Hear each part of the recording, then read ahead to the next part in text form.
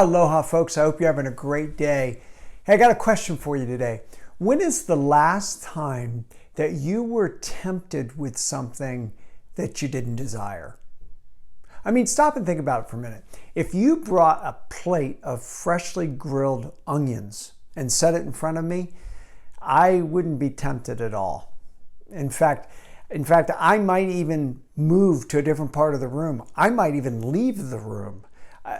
Grilled onions, they don't tempt me. I have no desire to eat grilled onions.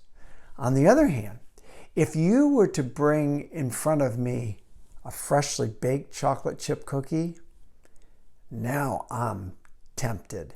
I have a desire to eat freshly baked chocolate chip cookies. See, the onions, no desire. The cookies, lots of desire. Our temptations have to do with the things that we desire. And it's true with our sinful desires as well. James talks about this in James 1, verses 14 and 15. He says, temptation comes from our own desires, which entice us and drag us away. These desires give birth to sinful actions, and when sin is allowed to grow, it gives birth to death. We have these desires, and our desires are the things that Satan uses to tempt us.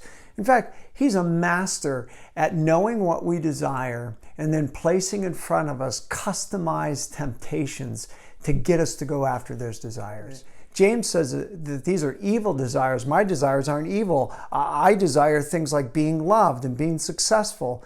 And that might be true, that your desires in and of themselves aren't evil, but they can be. They can become evil. Satan is a master at taking desires that we have that are not necessarily bad and turning them to become bad. When we begin to desire something more than we desire, for instance, God, then it becomes a bad thing. And we have to be careful. We have to keep those desires in check. If those desires that we have are not under the lordship of Christ, then they can become things that lead us away from God's best, God's good. And that's what James says. Sin, when it's allowed to grow, it gives birth to death.